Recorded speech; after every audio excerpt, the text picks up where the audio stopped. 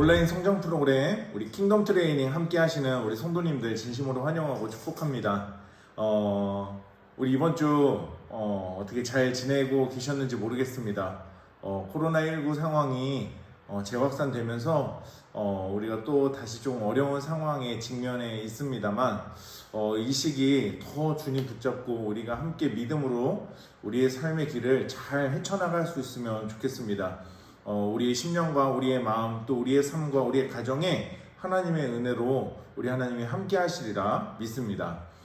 오늘은 성장 프로그램 두 번째 시간입니다. 오늘은 함께 기독교 신앙의 세계관적 접근이라는 제목으로 오늘 교재의 내용을 함께 말씀을 나누고 싶습니다.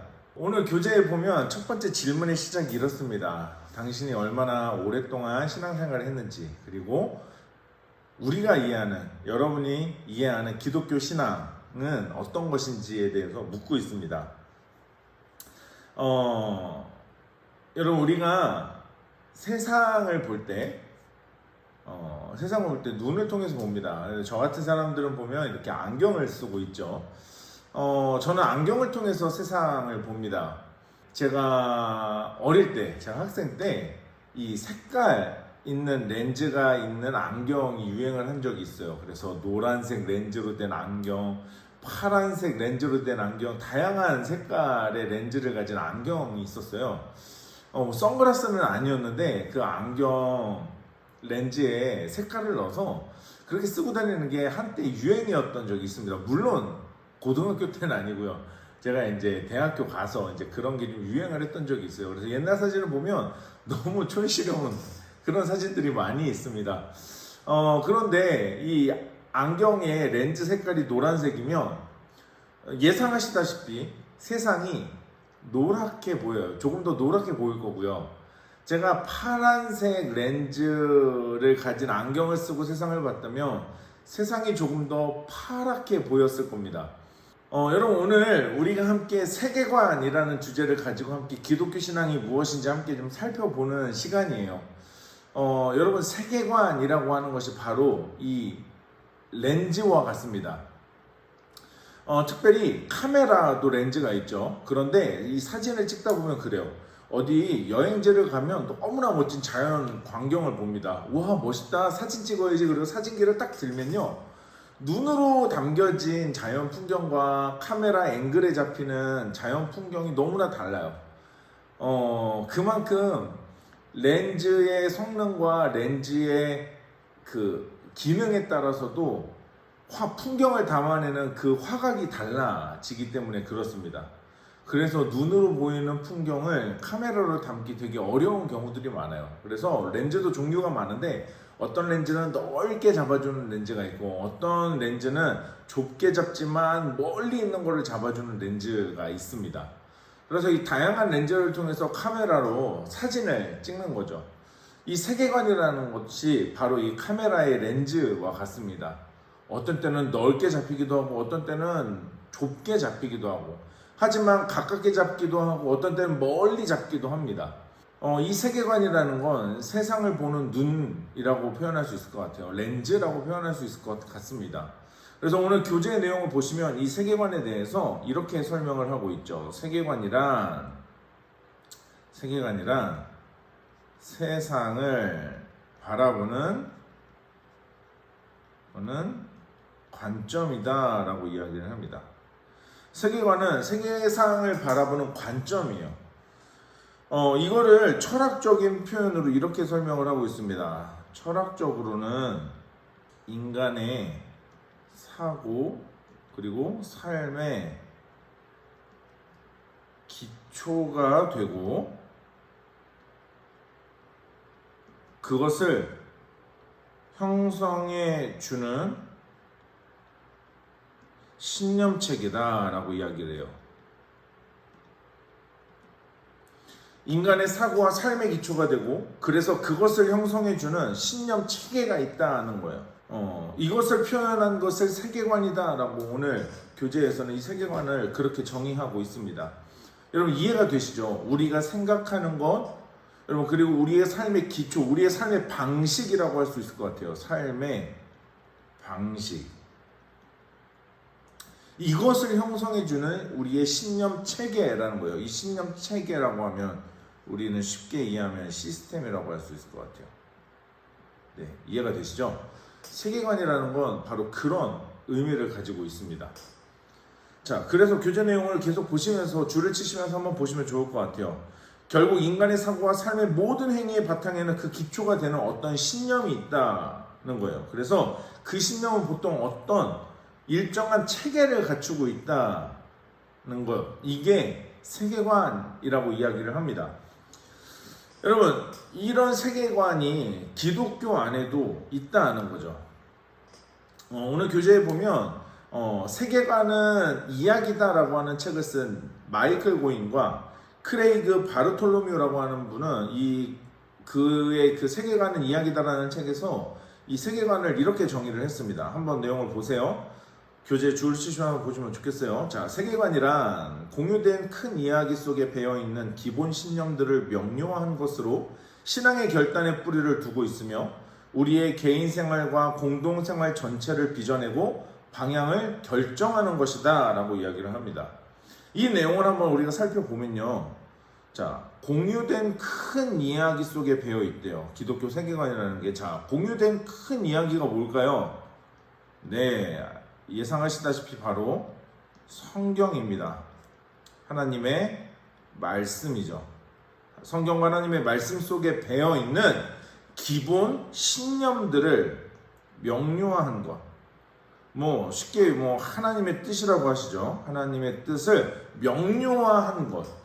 다양한 하나님의 뜻이 있어요. 많은 하나님의 뜻들이 있습니다. 그런데 그 내용들을 추리고 요약하고 요약해서 명료화한 것으로 자, 신앙의 결단의 뿌리를 두고 있다. 신앙의 결단의 뿌리를 둔다가 중요합니다. 신앙의 결단에 뿌리를 두고 있다. 다시 말하면 말씀을 통해 주어진 그 하나님의 말씀, 하나님의 뜻, 하나님의 생각, 그런데 그것을 이제 우리의 신앙의 결단으로 그래 내가 하나님의 뜻대로 살겠어, 내가 이제 하나님의 뜻대로 행하겠어 라고 하는 어떤 그런 우리의 다짐들을 의미한다는 거죠. 그래서 이 기독교 세계관은 우리의 그런 신앙의 결단, 신앙의 다짐을 통해서 자, 우리의 개인 생활과 공동생활 전체를 빚어내고 방향을 결정한다라고 되어 있어요. 자, 개인 생활은 우리의 인생, 우리의 삶, 우리의 가정, 우리의 일터를 의미할 거고요. 공동생활 전체를 빚어낸다. 공동생활이라고 하는 거는 바로 교회라고 할 수 있을 거고요. 또 믿음의 공동체, 신앙의 공동체라고 할 수 있을 것 같습니다. 자, 여러분, 우리의 일상, 우리의 삶, 우리의 인생뿐만 아니라 교회와 믿음의 공동체를 빚어내고 이 기독교 세계관은 방향을 결정한다라는 거예요. 여러분, 그러니까 세계관이라는 건 특별히 신앙이라고 하는 것의 세계관은요, 우리의 인생이 어떤 방향으로 흘러가고 내가 왜 이런 선택을 하고 왜 이런 결정을 하고 내가 왜 이런 일을 할 때 그 선택의 기준과 방향과 방법에 있어서 하나님의 말씀대로 우리의 신앙의 결단의 뿌리를 둔 그런 선택을 하게 하는 우리의 신념, 체계, 시스템이라는 거예요. 자, 이것을 세계관이라고 이 마이클 고인과 크레이그 바르톨로뮤는 이야기했습니다. 자, 특별히 오늘 교재의 내용을 계속 보시면서 밑줄 한번 치시면서 보시면 좋겠어요. 모세는 신명기에서 하나님 중심의 세계관을 형성하기 위해 이스라엘 백성들에게 과거 역사를 설명하고 후손들에게 전하라고 명령했습니다. 기독교 신앙은 신에 대한 단순한 믿음이 아니라 성경 계시를 통해 우리의 세계관을 새롭게 하고 그 세계관을 따라 살아가는 신앙입니다. 라고 되어 있습니다. 여러분, 이 말의 의미를 잘 생각해 보셔야 돼요. 모세를 통해서 신명기에서 하나님 중심의 세계관으로 바뀌길 원하셔서 그들에게 명령하셨고 그것을 후손들에게도 가르치라 라고 했던 게 여러분 십계명입니다. 그러니까 십계명은 단순한 규칙과 율법을 의미하지 않습니다. 십계명은 우리가 이 땅에서 이제 구원받은 하나님의 백성으로 우리가 어떻게 살아야 할지, 우리의 생각과 우리의 삶의 방식이 바뀌길 원하는 하나님의 마음이 담겨진 우리를 향한 하나님의 말씀이에요. 제가 지금 수요 예배 때 이 10계명을 10가지 말씀이라는 주제로 함께 우리가 살펴보고 있잖아요. 여러분, 이거는 우리가 단순히 뭘 지켜라 안 지켜라, 안 지키면 맞는다, 혼난다, 죽는다 이런 메시지가 아니라는 거예요. 이 말씀은, 이 10가지의 말씀은, 이 계명은 우리가 앞으로 하나님의 백성으로 어떻게 살아가야 할지 방향을 제시해 주시는 하나님의 말씀이라는 거죠. 자, 그래서 그것을 후손들에게도 전해야 된다라고, 이제 약속의 땅에 들어가서 그렇게 살아야 되니까요. 자, 그래서 지금 방금 읽었던 교재의 내용을 다시 한번 밑줄 치면서 거기는 별표해 두셔도 될 것 같아요. 자, 다시 한번 보세요. 기독교 신앙은 신에 대한 단순한 믿음이 아니라 성경 계시를 통해 우리의 세계관을 새롭게 하고 그 세계관을 따라 살아가는 신앙입니다 라고 이야기합니다. 그러니까 신에 대한 단순한 믿음, 그냥 내가 믿는 신이 나한테 뭐 좋은 거 주겠지 이런 거를 따지는 게 기독교 신앙이 아니라, 우리 기독교 신앙은 성경 계시를 통해 우리의 세계관, 그러니까 세상을 바라보는 우리의 가치, 우리의 시선, 우리의 방법이 새롭게 되어서 그 세계관을 따라 살아가는 신앙이 세계관이라는 거죠. 이런 점에서 우리 지난 시간에 했던 복음이라고 하는 주제가 굉장히 중요합니다. 여러분, 복음이라는 게 중요한 이유를 조금 설명을 드릴게요. 우리 지난 시간에 복음에 대해서 이야기하면서 우리가 구원에 대한 이야기를 잠시 했었습니다. 구원. 여러분, 그래서 구원이 우리가 그동안 알고 있던 내세의 영생에 대해서만, 영원한 생명에 대해서만 우리가 생각을 했다면, 여러분, 구원은요, 우리가 지난 시간에 배웠던 3가지 조건들 기억나실 겁니다. 새로운 삶이고요.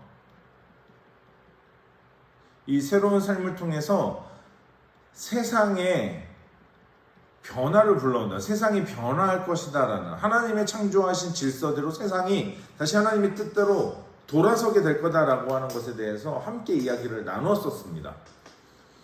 여러분, 그러니까 복음에 대한 이해가 올바르지 않으면 이 기독교 가치, 기독교 시선, 이 기독교 세계관으로 세상을 바라봐야 할 우리의 새로운 삶이 이루어지지 않는 거죠. 복음을 구원받아야 할 영원한 내생의 생명을 위한 도구로 인식해버리면, 여러분, 우리의 세계관이 세상에서 변하겠냐는 거죠. 변하지 않는다라는 거예요. 그러니까 이 복음에 대한 잘못 이해를 하면, 여러분, 우리가 세상 사람들처럼 똑같은 생각을 하고 똑같은 방식으로 똑같은 삶의 행동을 하면서 살아간다는 거죠. 교회를 다니지만. 그러니까 교회를 다니지만 세상 사람들과 다르지 않은 이유가 이 세계관이 바뀌지 않아서이고, 세계관이 바뀌지 않았다는 건 복음에 대한 이해가 바르지 않기 때문이다라는 거예요. 그래서 복음의 내용을 우리 지난 시간에 했던 거고요. 그리고 그 바른 복음의 이해를 바탕으로 이제 우리의 삶이 어떻게 변화해야 하는지 이 세계관 관점으로 우리의 신앙을 바라봐야 한다라는 거죠.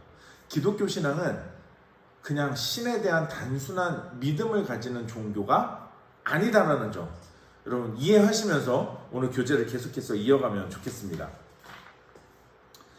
여러분, 그래서 하나님께서는 우리들에게 이런 새로운 삶을 요구하세요. 우리의 삶이 변화되기를 원하고 우리를 통해서 세상이 변하기를, 바뀌기를 원하십니다. 자, 그래서 세계관은 정말 중요합니다.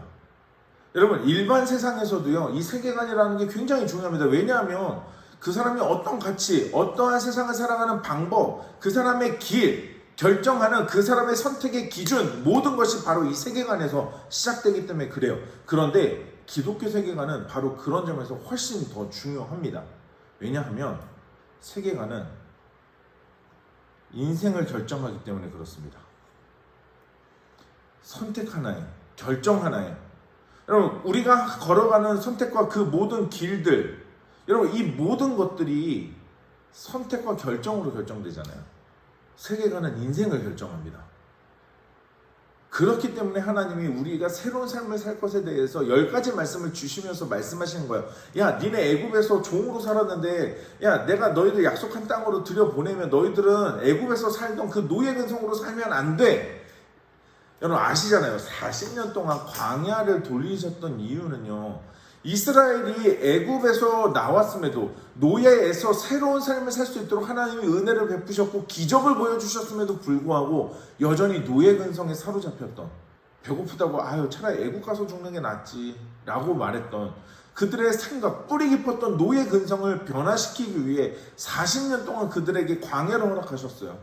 그 시간 동안 그들이 변하기를 원하셨고요. 그리고 약속의 땅에 앞두고 이제 이스라엘 백성들에게 말씀하시는 거예요. 너네 거기 가서는 그러면 안 돼 라고 하시는 거잖아요. 여러분, 이 세계관은요, 인생을 바꾸는 문제입니다. 중요해요. 왜냐하면 여러분, 우리의 세계관이 인생을 결정하기 때문에 중요한데요. 자, 이 세계관은요, 우리 생각의 기초가 됩니다.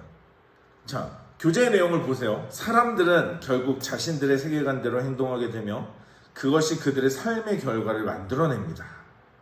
그리고 사람들은 선택과 결정의 순간에 자신의 세계관을 드러냅니다. 결국 모든 사람은 스스로 인식하든 못하든 자신만의 세계관을 가지고 있습니다. 여러분, 세계관을 가지고 있지 않은 사람은 없어요. 누구나 저 나름대로의 삶의 방식을 가지고 있고 결정과 선택의 기준을 가지고 있습니다. 그리고 그 순간 그게 무엇인지 드러난다는 거죠. 그래서 결국 모든 사람은 스스로 인식하든 못하든 이게 다 있다라는 거예요. 여러분, 이 세계관은요, 우리의 사고와 행동을 주관합니다. 우리의 생각, 우리의 행동을 결정하는 게 뭐라고요? 세계관이라는 거예요.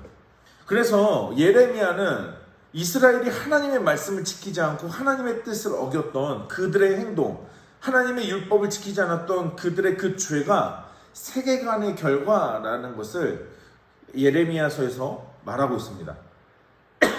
예레미야 6장 19절 말씀 교재에 나오는데요. 적으셨을 테니까 같이 한번 보실게요. 땅이여 들으라. 내가 이 백성에게 재앙을 내리리니 이것이 그들의 생각의 결과라. 그들이 내 말을 듣지 아니하며 내 율법을 거절하였음이니라. 자, 여러분, 그들에게 내가 재앙을 내리겠다고 말씀하시면서 그 다음, 이것이 그들의 뭐라고요? 생각의 결과다. 생각의 결과다. 이 생각이라고 하는 게 바로 세계관입니다. 그들이 그렇게 선택한 거예요. 결정했습니다. 어떻게 해요? 하나님 말씀대로 살지 않기를.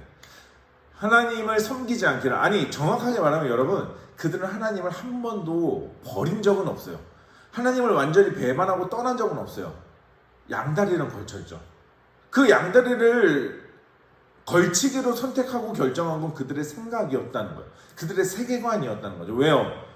하나님만으로 뭔가 부족한 것 같으니까요. 저 바알신이, 아세라신이 뭔가 우리의 필요를 더 채워줄 수 있을 것 같으니까요.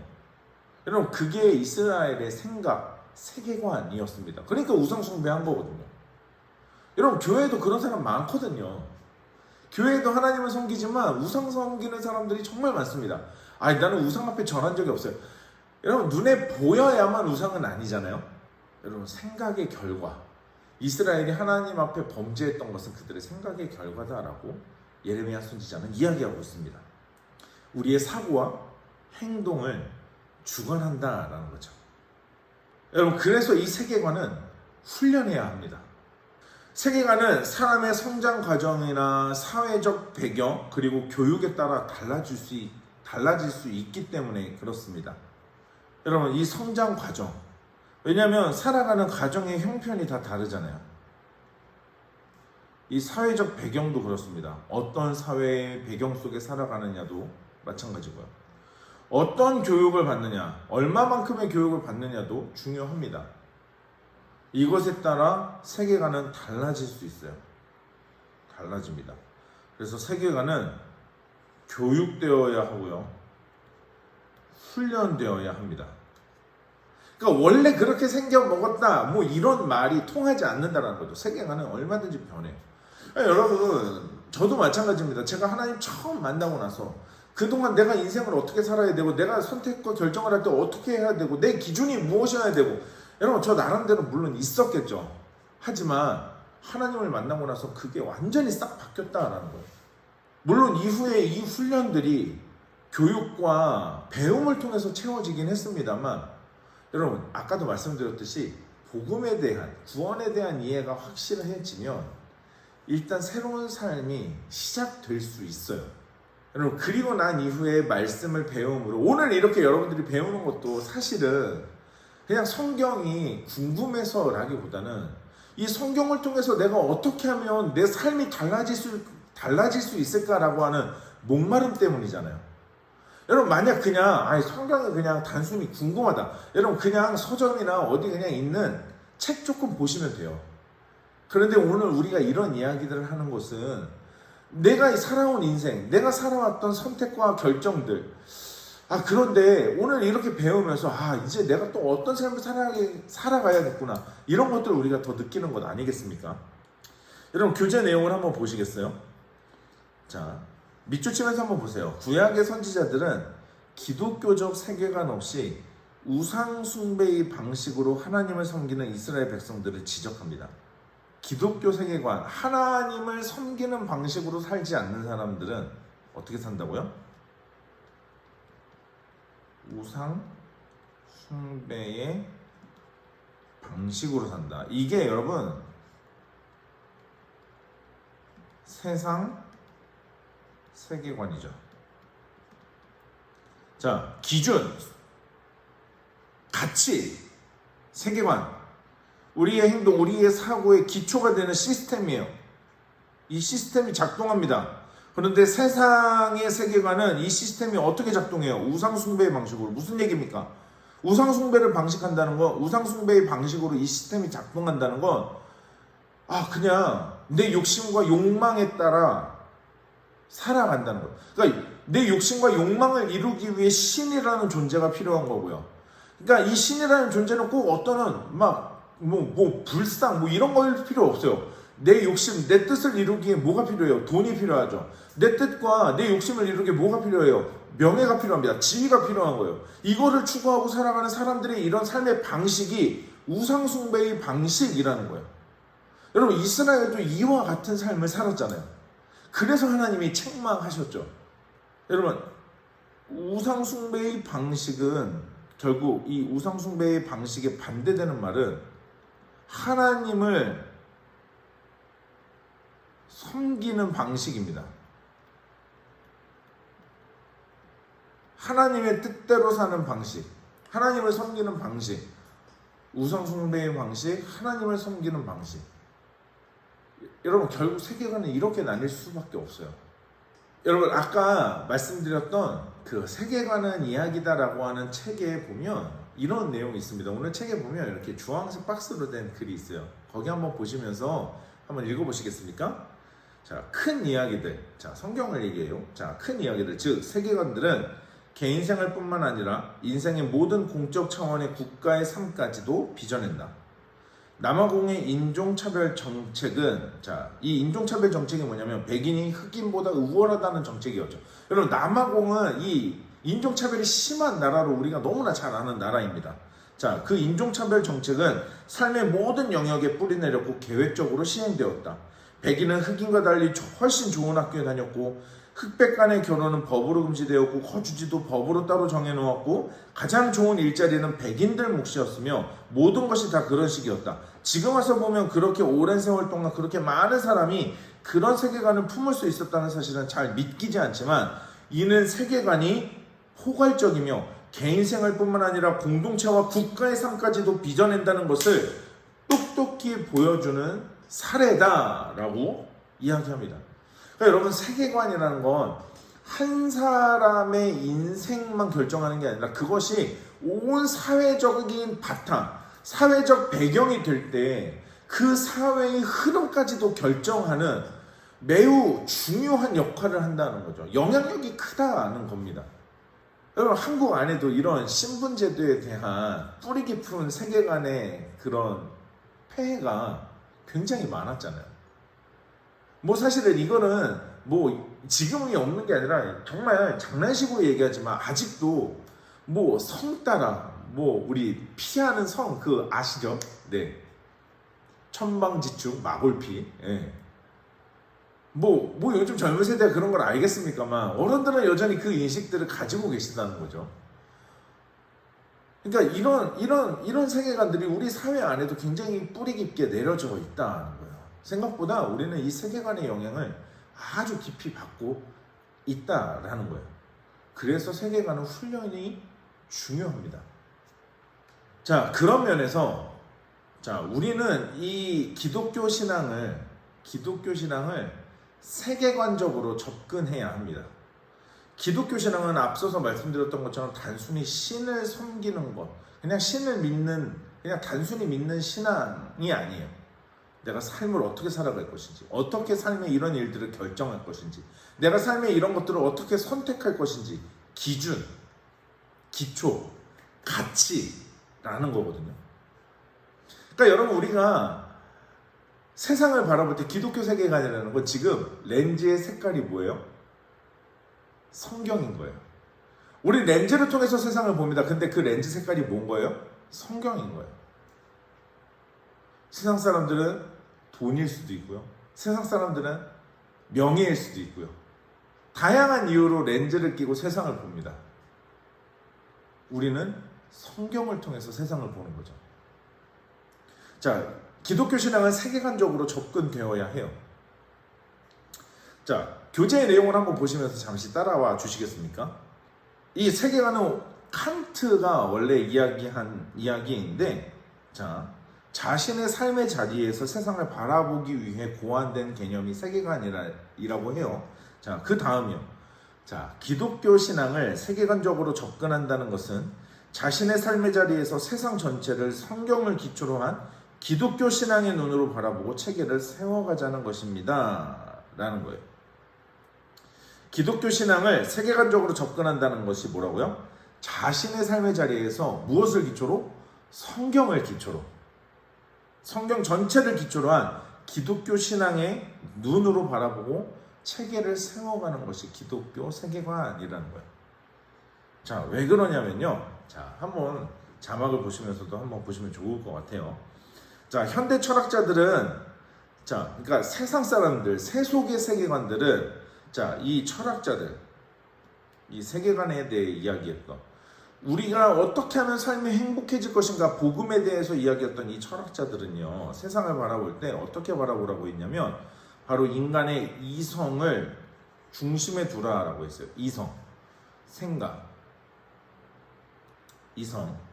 자, 이성을 절대적인 위치에 놓고 세상 전체를 이해하라고 했는데요, 이 이해가 결국 어떤 방향으로 흐르냐면요, 각자의 세계관이라고 하는 것. 자, 여기서 각자의 세계관이라는 건 지금 이성입니다. 이성. 자, 이성은 상대적이다라고 이야기를 하기 시작해요.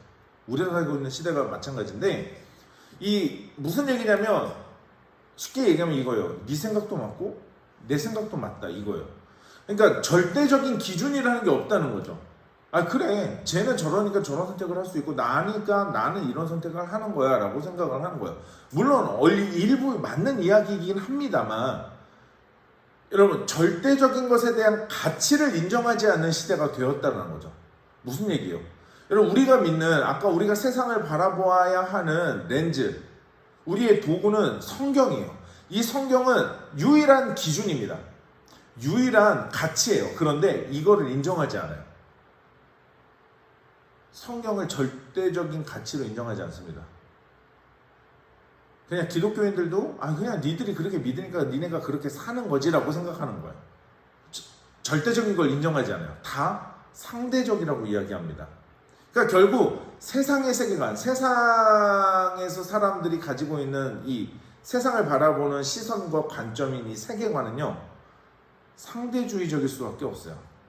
상대주의적인 결론에 도달하게 됩니다. 그러니까 저렇게 사는 거지, 나도 이렇게 사는 거지, 그냥 이런 결론일 뿐인 거예요. 자, 하지만 성경은 우리들에게 그렇게 이야기하지 않습니다. 믿는 성도인 우리들에게 하나님은 그렇게 말씀하시지 않아요. 믿는 쟤도 이렇게 살고 믿는 얘는 이렇게 살고, 이게 아니다라는 거죠. 세계관적으로 기독교 신앙을 설명해야 하는 이유. 자, 세상 전체를, 그러니까 세상에 많은 영역들이 있어요. 세상 전체 많은 영역이 있어요. 이것을 다루는 것이 세계관입니다. 자, 그런데 이 세속적인 세계관은요, 모든 것을 상대적으로 만들어버리고 진리가 없다라고 말해요. 절대적인 기준이 없어요. 그러니까 제일 먼저 세상에서 무너지는 게 뭘까요? 세상에서 이 절대적인 걸 인정하지 않으니까 이 상대적인 세계관이 세상에서 제일 먼저 뭘 무너뜨릴까요? 바로 도덕입니다. 윤리예요. 도덕과 윤리. 우리가 보편적으로 마땅히 지켜야 할 것이 그냥 이것도 맞고 저것도 맞다가 돼버리는 거예요. 도덕과 윤리를 절대적으로 인정하지 않으니까요. 사람에 따라 이게 다를 수 있다라고 이야기를 하거든요. 문화에 따라 달라진다고 이야기하거든요. 물론 문화에 따라 다른 것도 있겠죠. 하지만 도덕과 윤리는 보편성을 갖는 절대적인 기준이 되지 않으면 그 사회는 혼란스러워집니다. 여러분, 그러니까요. 요즘 세상을 보시면 쉽게 이해하실 수 있어요. 세상의 모든 영역에 대해 기독교적 세계관 정립을 필요로 합니다. 여러분, 그것이 책에 나오는 도표, 또 그림에 있어요. 자, 한번 보시겠어요? 자, 세상 세계관, 세속 세계관은요, 세상의 중심에 누가 있어요? 내가 있습니다. 이거를 조금 더 다른 말로 해볼게요. 욕망, 욕심입니다. 자, 나를 중심으로 세상을 봅니다.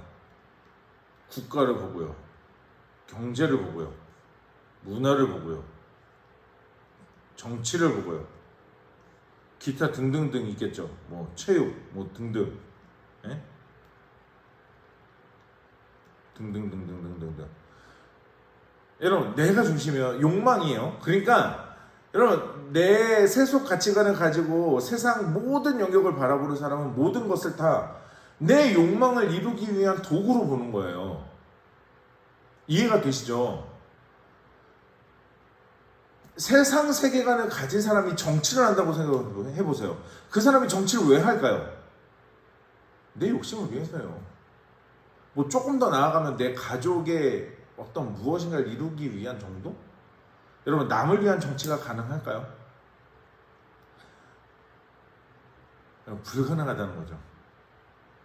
여러분, 문화도 마찬가지예요.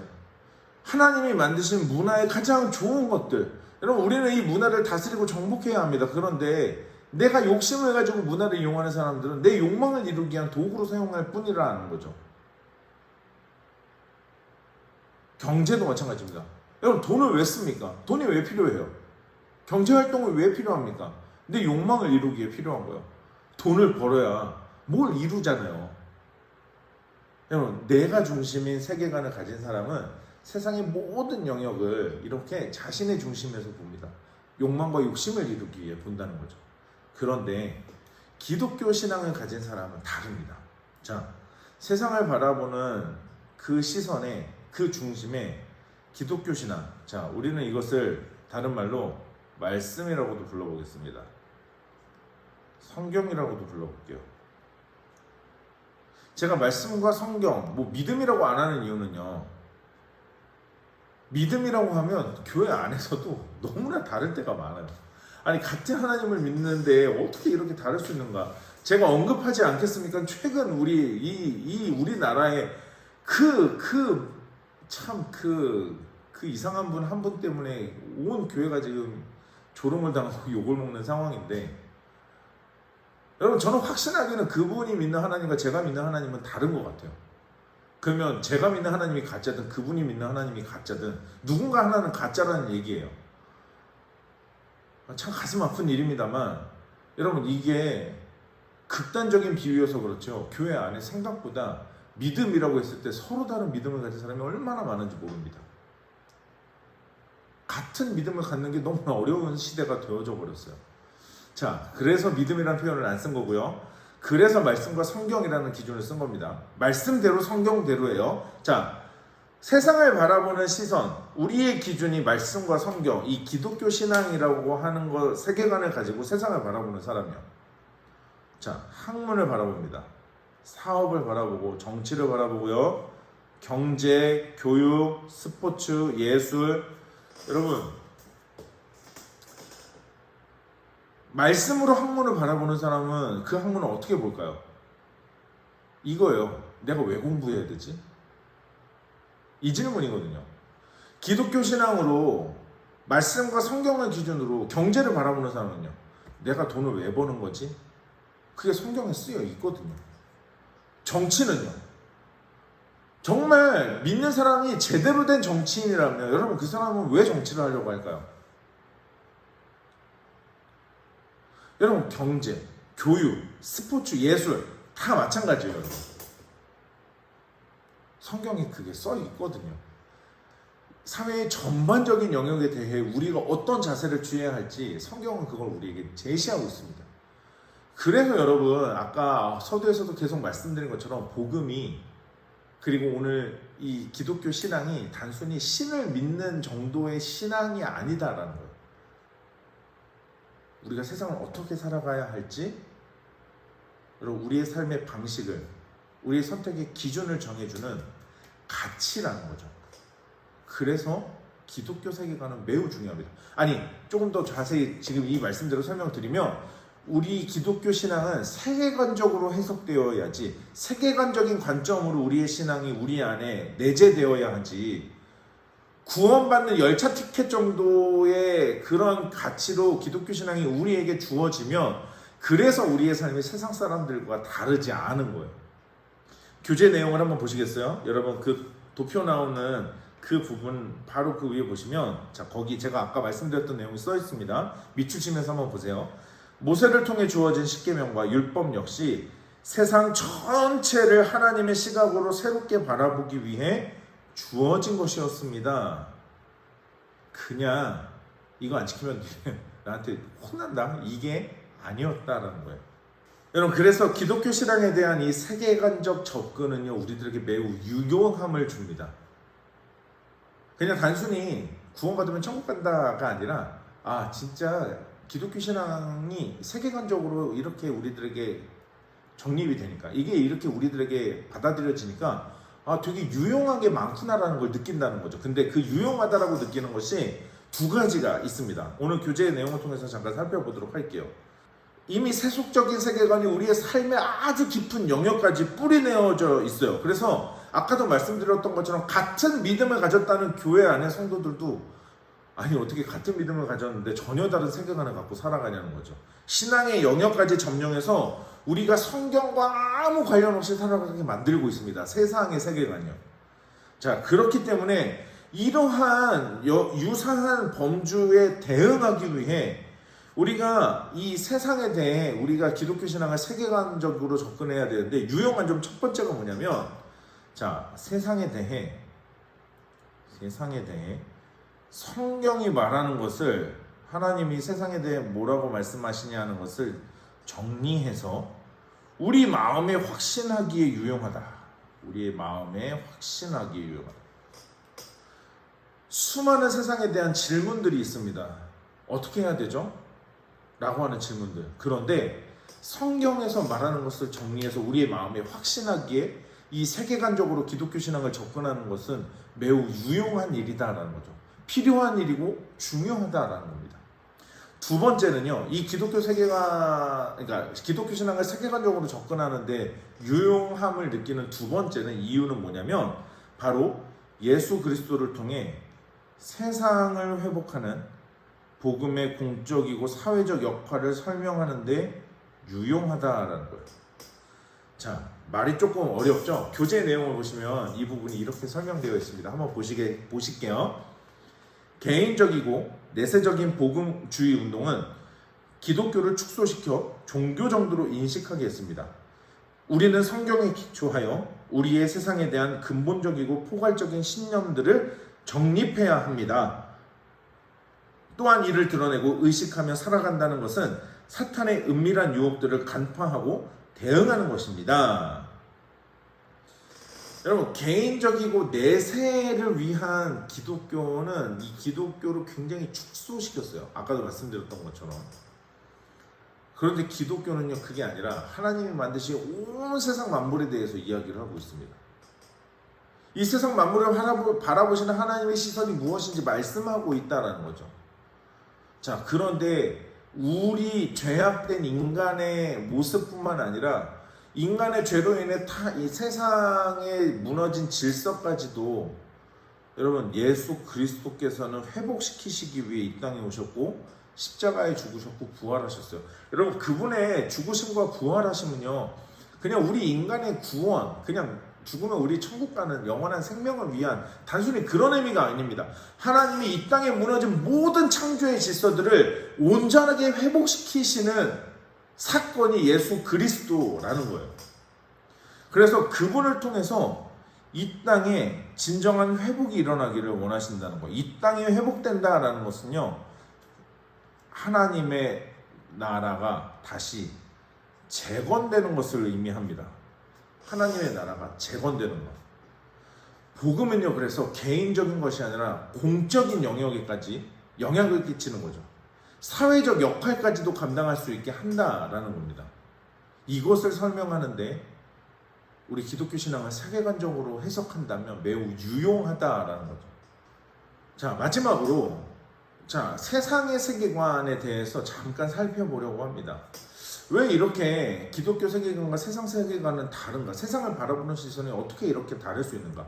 다시 말하면 지피지기면 백전백승이라고 세상이 말하는 가치관, 세상의 세계관이 무엇인지 우리가 이해한다면 복음을 설명하고 기독교적인 가치와 세계관으로 세상을 설명하는 데 있어 그 사람들의 이야기를 듣고 우리가 그 사람들에게 변증하는데 반박하고 우리의 복음을 설명하는데 유용하다라는 거죠. 자, 현대인의 세계관에 대해서 마지막으로 잠시 좀 살펴보려고 합니다. 자, 교재를 따라 보시면 좋을 것 같아요. 현대인들의 세계관은 이성에 입각한 과학적 합리주의다라고 교재는 이야기하고 있습니다. 자, 책에 나오는 그림이 하나 있습니다. 그림을 보면서 얘기를 할게요. 현대인의 세계관의 가장 뿌리 부분에 보면 바탕, 지금 건물로 따지면 가장 베이스, 바닥이죠. 무신론이에요. 신은 없다는 거죠. 그런데 그냥 단순히 신이 없다가 아니라 지금 말씀드린 것처럼 현대인들은 이성에 입각한 과학적이고 합리적인 것을 따진다는 것. 신은 없다라고 따지는 현대인들이 가장 중요하게 여기는 것. 과학적이고 합리적인 것. 그러니까 과학적이다, 합리적이다라고 이해가 되면 다 받아들이는 거예요. 여러분 사람들이 왜 진화론을 창조론보다 더 신뢰하려고 하죠? 훨씬 더 과학적으로 보이거든요. 진화론은 과학이 아닙니다. 엄밀히. 그런데 과학이라고 믿기 때문에 그래요. 여러분 빅뱅도 과학적으로 증명되지 않았어요. 아니 우연히 어쩌다가 우주에서 어떻게 폭발이 일어나요? 아니 그걸 어떻게 증명을 해요? 과학은 증명돼야 과학이잖아요. 그런데 빅뱅이 증명도 안 됐고 진화론도 증명이 안 됐어요. 하지만 그 어떤 이야기보다 합리적으로 느끼는 거예요. 과학적이다고 느끼는 거죠. 신을 부정하고 싶은 인간이 과학적이고 합리적이기 때문에 그것을 받아들이는 거예요. 그래서 우리 현대인들의 그 생각의 뿌리에 신은 없다, 혹은 합리적이다, 과학적이다라면 모두 다 인정해 주려고 하는 이런 인식들을 가지고 있다는 거죠. 이런 현대인들의 세계관에 이 바탕 위에 세워진 두 가지가 있습니다. 첫 번째는 뭐냐면 바로 진보 신화예요. 여러분 말이 좀 어려운데요. 이 진보 신화는 뭐냐면 교재에도 나와 있어요. 자신들의 합리적 이성과 과학적 발전을 통해서 인간 스스로 더 나은 세상, 만들 수 있다는 거예요. 인간 스스로 더 나은 세상을 만들 수 있다라고 하는 이런 생각, 이런 가치. 여러분 물론 과학적인 또 학문적인 발달들이 있었습니다. 여러분 그런데 정말 더 나은 세상이 왔냐 하는 거죠.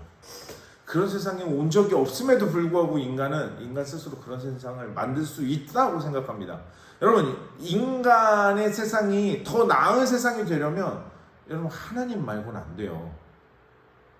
그런데 그 하나님의 자리에 우리 이성을 갖다 놓고 과학을 갖다 놓고 합리적인 거를 갖다 놓고 자꾸 그걸 가지고 더 나은 세상이 만들어질 수 있다라고 생각하는 거죠. 이 진보신화. 자, 이것과 함께 또 한 가지 기둥은 무엇이냐면 현대사회를 바치는 두 번째 기둥은 상대주의입니다. 교재의 내용이 이 부분은 이렇게 설명되어 있어요. 어떤 절대적인 체계를 부정하며 모든 것을 상대화하여 인간의 자유를 극단적으로 추구하려는 경향. 아까도 말씀드렸던 상대주의. 니도 맞고 나도 맞고. 우리가 이거를 조금 어려운 말로 이런 말을 최근에 썼죠. 포스트 모던. 그러니까 포스트 모던. 그러니까 모던 이후라고 하는 뜻이잖아요. 모던. 그러니까 모던 시대에는 절대적인 것들이 존재했죠. 절대적인 가치들이 존재했습니다. 그런데 철저히 그것이 무너지고 난 이후에 인간의 이성을 통해서 이제는 너와 내가 다르다. 틀린 게 아니다. 네, 절대적인 거를 부정하고 서로의 자유를 극대화하면서 니도 맞고 나도 맞고 그래 그런 세상이야. 이게 상대주의라는 거죠. 그래서 세상의 세계관은 노골적으로 이 절대적인 진리인 기독교 세계관, 성경을 부정하려고 합니다. 자유와 인권이라는 명분으로 성경의 권위와 기독교적인 규범을 파괴하고 개인의 욕망을 극단적으로 추구합니다. 사회 기반을 파괴해요. 아까 말씀드렸던 것처럼 가장 우리 주변에서 찾아보기 쉬운 것이 바로 도덕과 윤리가 무너지는 사건이잖아요. 여러분 로마서 1장 28절 그리고 32절 말씀 오늘 교재에 나와 있습니다. 한번 보시면서 읽어볼게요. 또한 그들이 마음에 하나님 두기를 싫어하며 하나님께서 그들을 그 상실한 마음대로 내버려 두사 합당하지 못한 일을 하게 하셨으니 그들이 이 같은 일을 행하는 자는 사형에 해당한다고 하나님께서 정하심을 알고도 자기들만 행할 뿐 아니라 또한 그런 일을 행하는 자들을 옳다 하느니라. 여러분 맞죠? 로마서가 쓰여졌던 그 시대의 이 메시지와 지금 우리가 살고 있는 시대, 우리 사람들의 모습 다르지 않다는 것입니다. 여러분 이렇게 세상은 세계관 전쟁입니다. 여러분 오늘 지금까지 우리가 기독교 신앙을 세계관적으로 살펴봐야 한다는 것에 대해서 고민해 보았습니다. 제가 마지막으로 영화의 한 장면을 잠시 소개해 드리도록 하겠습니다.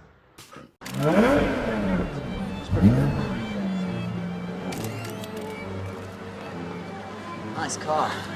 You should see my other one.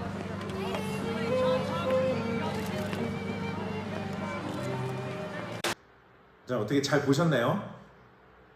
제가 제일 좋아하는 영화 중에 하나입니다. 이 영화에서 이 주인공의 대사가 굉장히 마음을 울립니다. 내가 누구인지 말하는 것 나의 행동이다. 여러분 어떠세요? 그리스도인으로서 여러분은 어떤 분이십니까? 여러분 그 질문에 우리가 답할 수 있으면 좋겠습니다.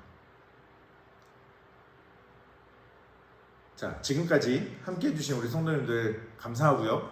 이 영상 마치면서 마무리하면서 우리 이후에 줌으로 나눔을 할 주제들을 제가 영상에 띄워두겠습니다. 그래서 그 제목들을 보시면서 잠시 쉬셨다가 우리 줌에서 다시 만나서 함께 교제하도록 하겠습니다. 자, 오늘까지 이과를 마무리했고요. 우리 다음 주 3과도 우리 성도님들과 함께 하면 좋겠습니다. 감사합니다.